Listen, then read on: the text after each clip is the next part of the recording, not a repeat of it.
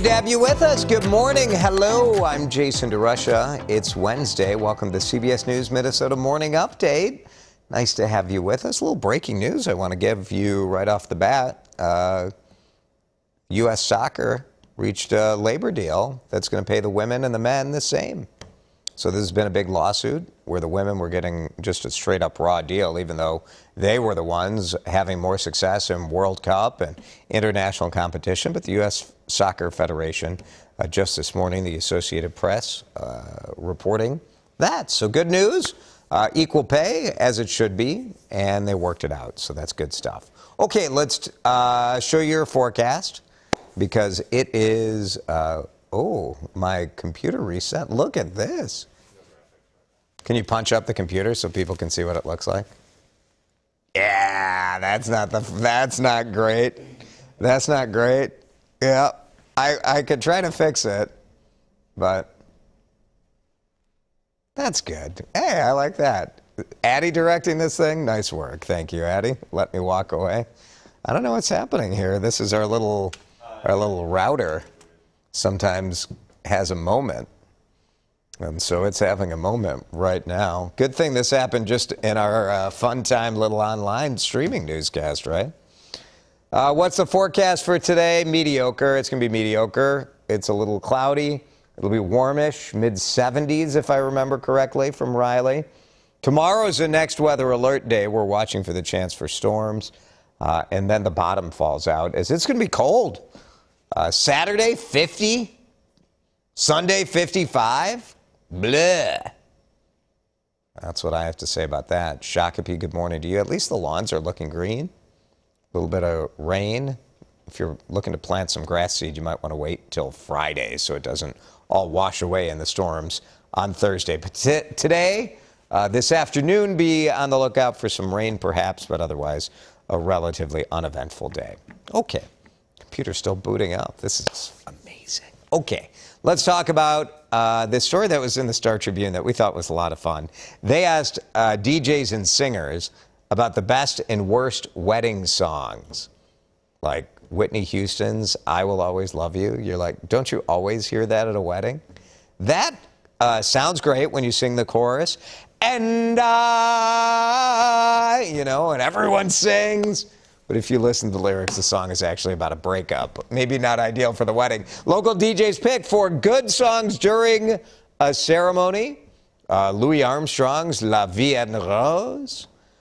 Don't Stop Believin' by Journey. That's a good one. Canon in D, Overdone. We don't need that. So it just got us thinking about this. For me, like, if there are two songs that every wedding reception must have. One is We Are Family. Like, that's a classic, right? You have, because you're all family now. So that's a good one, and everybody knows the lyrics. And also, Britney Spears' Toxic. If you don't have Toxic, it's not a dance party if there's no Britney Spears in my book. So we want to hear the chicken dance, says Addie. Take it or leave it. But, you know, you got to do something for the kids early on. So anyway, leave a comment. Best, worst wedding songs, your favorites, the songs you could do. Maybe, how do you feel about the Macarena? Could you do without hearing the Macarena? Leave your comments on Facebook, and maybe I'll sing, I may sing karaoke style, just like that Whitney Houston debacle you had to hear a moment ago. In the news today, family and friends of Aniya Allen, is it not an outrage that we are 1 year since Aniya Allen, that little girl, was hit by a stray bullet and nobody's been arrested? She was 6. She was 6. 36 in Penn, hit by that stray bullet. She died 2 days later. Nobody arrested. Aniya's grandfather, K.G. Wilson, who has fought for decades to make the Twin Cities a more equitable, a safer place. And for him to lose Aniya just still makes me sick. He posted this message on Facebook this week. I know for a fact that my 6-year-old granddaughter would have been one of your loving and caring Minneapolis community leaders. No one who does this to a child should not be running around in the streets, and it's sad, especially if somebody knows who that is and you have not turned this person in. Family asking people to change your profile picture to a picture of Aniya today. They say, certainly if you know something about her case, they want you to come forward and say something too. Minneapolis Bakery and Cafe, we had profiled this effort. It just had a grand opening and then became the target of a break-in. Hundreds in the community were on hand to welcome Latunji's Palette to the area. Latunji's Palette had become very well known for this peach cobbler. It was gluten-free. She's got all sorts of stuff. Latunji Abram was on a high note until 3 burglars broke into her place just 24 hours after that soft opening. Very violated. And it's so sad because we talk about community and building each other up and providing for each other, and then this is the thank you. Abram has young people from the city Step Up program interning at her bakery. She says she wants to help the teenagers who burglarized her place if they want to change their life. Road construction project in Rochester is going to take a little longer this week, and here's why. That's a stuck vehicle in the concrete. This was newly poured cement, and some lady was like using a bullhorn and yelling out her window at people. Obviously, you know, the police were concerned that she was not well. They were trying to stop her, and instead of pulling over, she tried to get away and drove right into wet concrete, getting stuck. She was taken to the hospital for a mental health evaluation, and she faces multiple charges. Assuming that she wasn't having a mental health crisis, this is perhaps the just conclusion of this scenario. Your car encased in cement. If she was having a mental health crisis, then she has our sympathy, and I hope that she gets the help she needs. Don't cry over spilt milk is what I always say until you watch a truck roll over and see the milk come flying out of there. Whoosh. Yep, this is Twin Cities Interstate. Tanker kind of, I mean, that driver was taking it fast, right? That curve, you see it roll into the ditch there. Kind of a mess. There's a ramp from Highway 10 to 35W, Mounds View, Shoreview area. The driver actually came up and kind of checked it out, and then some steam came shooting back at the driver. I don't know if it was the heat from the exhaust or what was happening, but driver was treated for injuries. The milk is gone forever. Supply chain issues have caught up with Target's bottom line, plus a comparison to a couple of years where Target was just going bananas, right? During the pandemic, sales went through the roof, revenue went crazy, and so the first quarter profit was going to be lower. Took a hit from higher cost inventory issues. Target reported that net income fell 52% from a year ago. I mean, you know, at a certain point, if you're Target, you're like, this ain't going to happen again. People were at home. It was different. But that's still a big hit, right? Just over $1 billion. Tonight's opening night at Canterbury Power Course, racing season getting underway. And they're off. Saturday racing is back this year. They stopped doing it during the pandemic, so that'll be fun. And then this. Like a lot of dumb stuff out there, too. Do you like an English Bulldog race? I know people love English Bulldogs. I like to see slobber dripping at high rates of speed as they come through the final turn. Here comes the ostrich. Part of me thinks that, oh, gosh, oh, 3 jockeys down in this video. This may or may not be inhumane. I'm not sure. It's borderline offensive, isn't it? People are riding an ostrich. I mean, I don't want to criticize it. But I guess where am I making the ethical distinction? Like it's fine to ride a horse, but it's not to ride an ostrich? I guess if I'm okay with the horse, I got to be okay with the ostrich. Construction on the new concessions area at Biddeford begins next week. Boy, we're live on the air in 2019 when the pavilion caught on fire.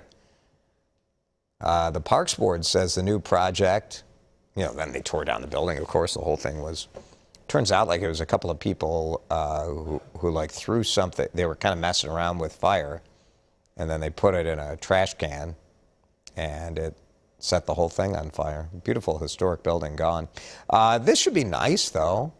It's a nice rendering of what it'll look like when it's done. Lots of outdoor seating.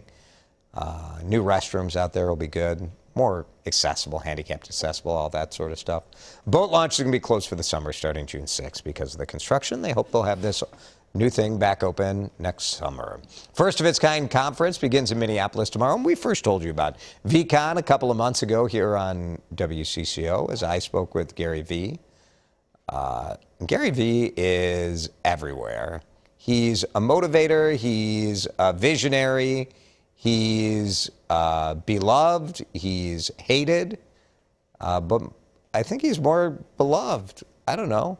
He's got 9 million followers. I think he's incredible. This conference is going to have some big celebrities, big time speakers. 4-day conference. You know, we showed you Mila Kunis and Deepak Chopra and Spike Lee, Snoop Dogg, Pharrell. Yeah, big stuff. Throw out some words of what people can expect at this conference. Education.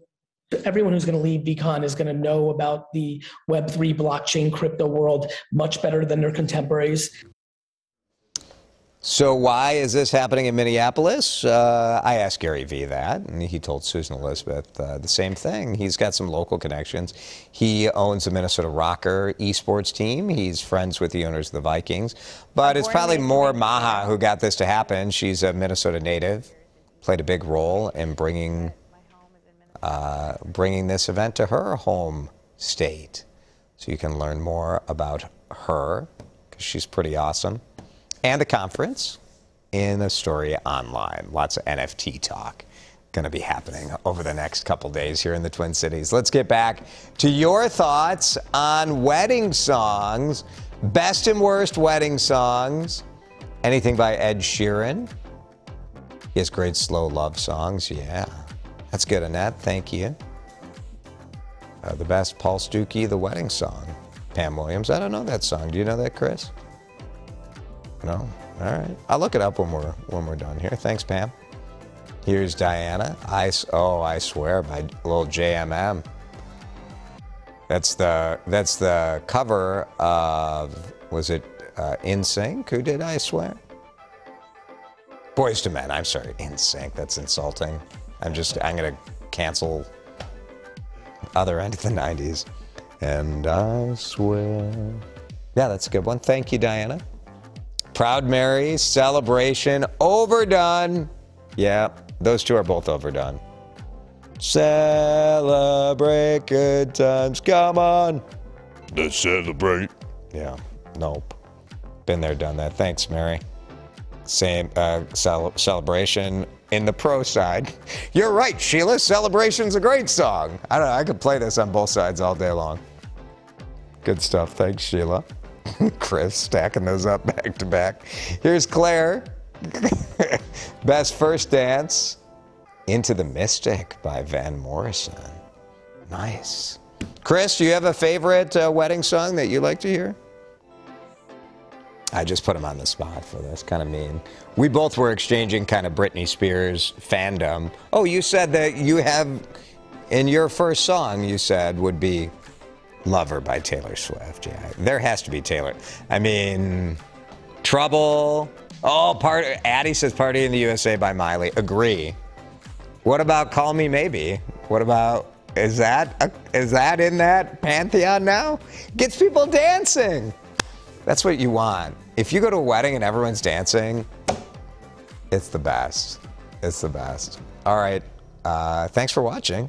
We'll try to get the weather computer fixed. We had a team of 17 people over here looking at that. It's fixed? Great. All right. Thanks for watching. See you tomorrow.